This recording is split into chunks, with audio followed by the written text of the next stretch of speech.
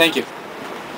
So first of all, I'd just like to again thank you all for coming here. I believe we have maybe about 300 people here, so that's really great. So give a big round of applause for yourselves first.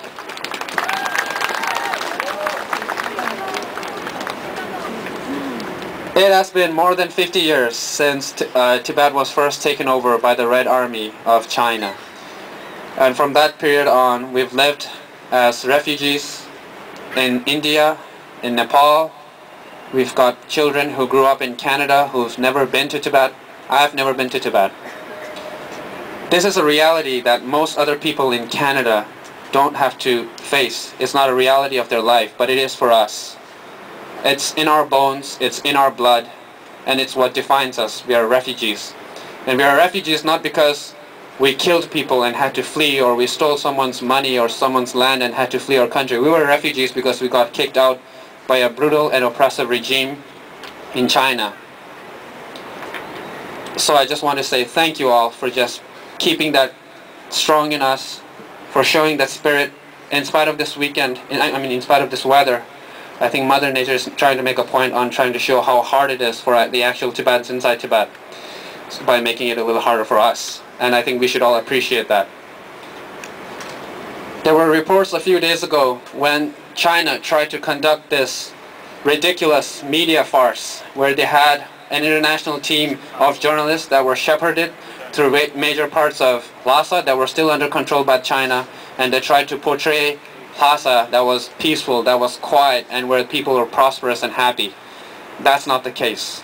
And we know that because our brave Tibetan monks, who in spite of their suffering and the oppression and the torture that awaited them, spoke up and told the international media and the rest of the world that what's happening inside Tibet is still wrong. It's still very much bloody. People are dying on the streets, and the China is trying to frame all of this violence on His Holiness the Dalai Lama, and they told them quite clearly in the heat of the moment, and that's what's so impressive about these people, is that they told him that His Holiness was not responsible for the violent acts of atrocities inside Tibet. No, no! That the Chinese government was responsible for killing innocent Tibetans, the pictures of which you see on the placards right now, and there are many more. We have reports of around 150, and I'm thinking their numbers are going to increase as Tibetans. We can't live under this kind of oppression anymore. We might be refugees here, but over there they have to constantly face the brutal regime of China. They have to wake up. Every morning they wake up, and every night they go to sleep. They have to be constantly reminded that they are second-class citizens inside Tibet because their cities are being taken over by ethnic Han Chinese who are forcibly settled into the major regions where all the good jobs and all the high policy positions are given to ethnic Han Chinese. And the Tibetans in their own country feel like they are second-class citizens. They won't stand for that anymore. And that's why we have all the unrest, and that's why we're having all these protests, which are peaceful, by our monks, by high school students, by middle school students, by mothers, by fathers, by grandparents, everyone.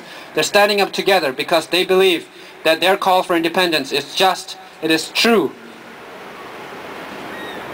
I just want to say that in spite of all of the might that the Chinese army has inflicted on us, the light for freedom will not be extinguished by the brunt of a gun. And that we have justice on our side, and we have history and the world media and everyone, Canadians, English, Americans, everywhere in the world, they support us.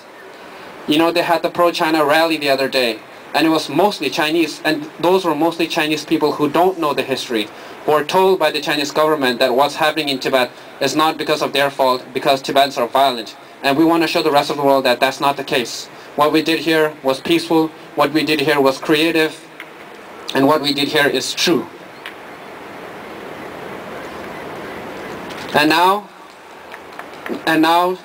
the mayor of Toronto, David Miller, will be leaving on a business trip to China, the sister city of Chongqing.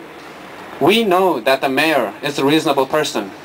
He stood on the platform of progressive ideals, of recognizing human values and human rights, which are universally lauded in Canada. As Canadians, we believe in our right for freedom of speech, for freedom of religion, for freedom of expression.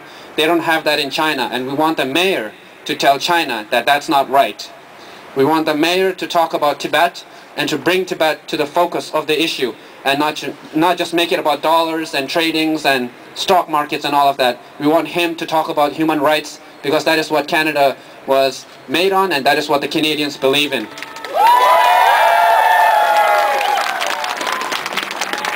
We have the truth on our side, and as a show of solidarity, because we want to show that Tibetans are being supported not just by Canadians but also by various Chinese communities inside Canada who are also constantly oppressed. They have to suffer as much as we did. So we have a couple of speakers from all across the wide diversity of Toronto, and they're going to speak and show their solidarity to us and our cause in Tibet.